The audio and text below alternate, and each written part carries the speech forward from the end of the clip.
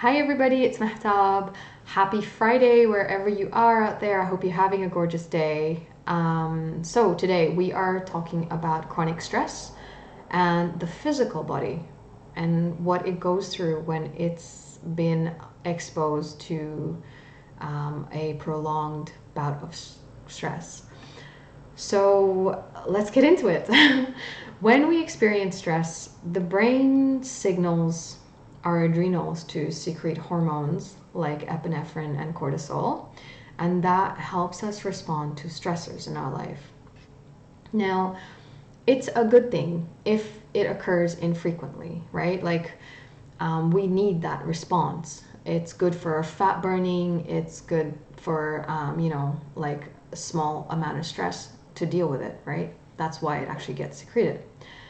But the problem is if it's like constant stress, right? So we're talking chronic stress here.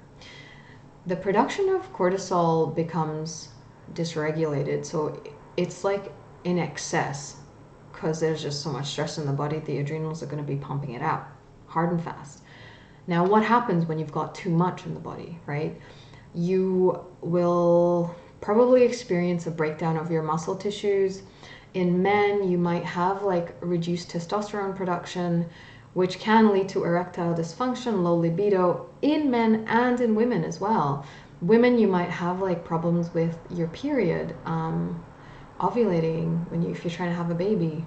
There's going to be like some sort of challenge if you've got like an overproduction of cortisol, as it will affect everything because everything's so intricately linked in the body. Excess cortisol will also stop your fat burning. It will just reduce the fat oxidation in your body. Will really affect your sleep quality as well. So that's a big one because it's going to reduce your ability to recover, and it will also affect your brain functioning. So like you may be experiencing brain fog if you have like highly elevated cortisol levels in the body from chronic stress. So what that looks like is poor memory, not being able to think clearly, not being able to take in new information. You're finding it really hard to like focus or be productive, and yeah, just like this foggy sort of feeling. So that's another thing that happens. Now, if you're under stress for too long and your body's like overproducing cortisol for too long, eventually it's just gonna like bottom out to a point where no amount of sleep or rest is actually going to improve your energy levels, and you're just going to feel tired and lethargic all the time. Yeah. So what causes it? I'm probably mentioned this in another video, I'm sure, but it's usually like can be anything, right? You might have been going through a really rough breakup, you might be experiencing a lot of stress because you're going through exams, or you might have started a brand new job, or the worldwide pandemic. So could be anything that can trigger this. So some of the physical symptoms that the chronic stress body experiences is you will be having inflammation in your body. It might appear puffy from the outside. You may have like developed allergies that you never had before, right? Your body shape might have changed. You might have developed like a stubborn sort of fat tire around your belly, like stubborn abdominal fat, right? Because that tends to happen with excess levels of cortisol as well. So you have like visceral fat that accumulates around your organs, which is not healthy for your body. Fatigue and tired, we talked about this. You have like a poor sleep-wake cycle. You will be craving sugary and salty food. You may be waking up with pain in the mornings, in like your joints or your back or wherever. Maybe experiencing poor healing of wounds. Because of the inflammation, you might be experiencing thin, papery looking skin, which is another sign of elevated levels of cortisol as well. You might be feeling bloated. poor digestion. Yeah, and that can lead to like higher states of anxiousness or depression and other things. Yeah. So that is what some of like the symptoms of a physical symptoms of a chronically stressed body. Yeah. And let's talk about what you can do to shift it and change it. Yeah, get it under control, get your chronic stress under control, get the cortisol levels in your body under control as well. So you have to understand that it didn't just happen overnight, and just, be gentle, honor where you're at in your journey. But here are just some strategies that may help, like really bring the, dysfunction, like bring it back into balance with cortisol and your adrenals and all of that. So the first one, it doesn't sound sexy. It doesn't, it's like, it's basic, right? Optimize your sleep. Get like deep sleep, right? You want to have block out blinds, sleep in a completely dark room if you can. Block out curtains, pitch black. You want to turn off the Wi-Fi in the house so you don't have dirty electricity running, if you can, wear blue light blocking glasses throughout the day, which will really help as well, especially if you sit in front of a computer and you have like the blue screen, all the time. That will make a big difference too, to just balance circadian rhythms. You want to try and avoid caffeine 6 hours before bed. Try and stay off your cell phone right before bed. I find that really hard too.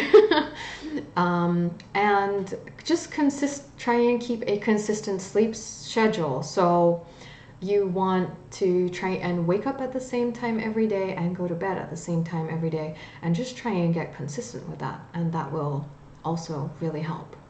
So that's the first one. Moving on, if you can cultivate a mindfulness practice, and I know you've probably read it everywhere, it's all over social media, people talk about mindfulness all the time. They do it because it works. Like if you get consistent with a meditation practice, for example, that resonates with you, even if it's only like 10 or 15 minutes, it may help you reduce your stress and lower your cortisol levels. So give it a go.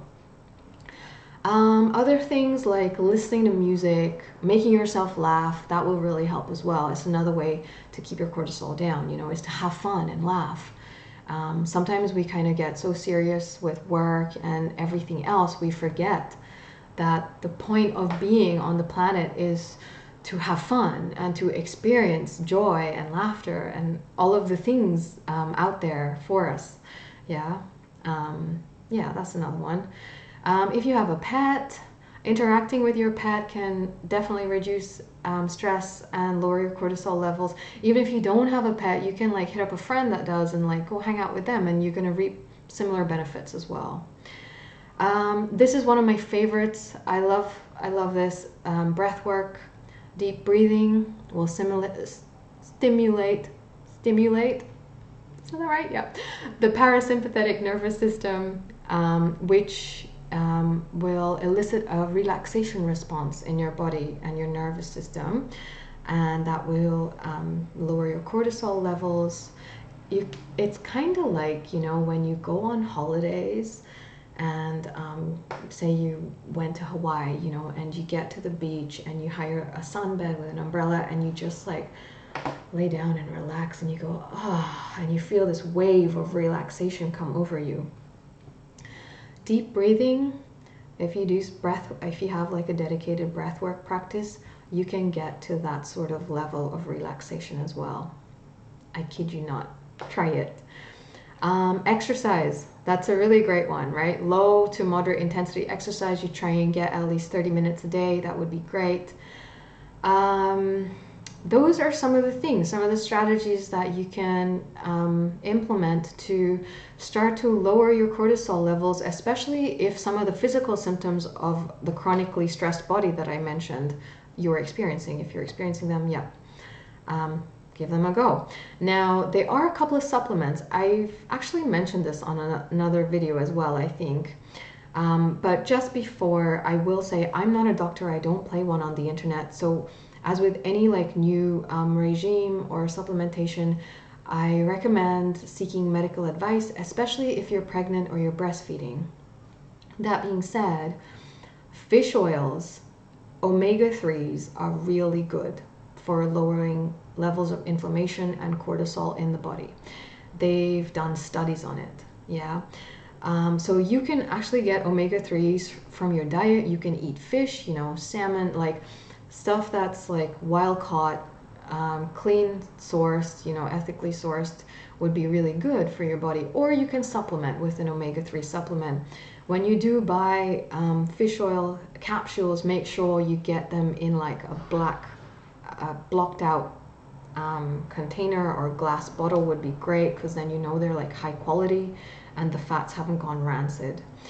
Now the last one is ashwagandha. So that's a Chinese adaptogenic herb, and that is very nourishing and supportive for your adrenals. And traditionally they used to use it to treat anxiety and help people adapt to stress. And they have done studies on that one as well, and the studies have shown that there's significant reduction in cortisol levels after taking ashwagandha for maybe 60 days or something along that sort of timeline. All right, that was the chronic stress pod. So I hope you really enjoyed that. If it resonated with you, and if you have any questions, comments, please drop them down below. If not, I will catch you guys in the next one. I hope you have a gorgeous weekend ahead, and yeah, thanks for watching. Bye.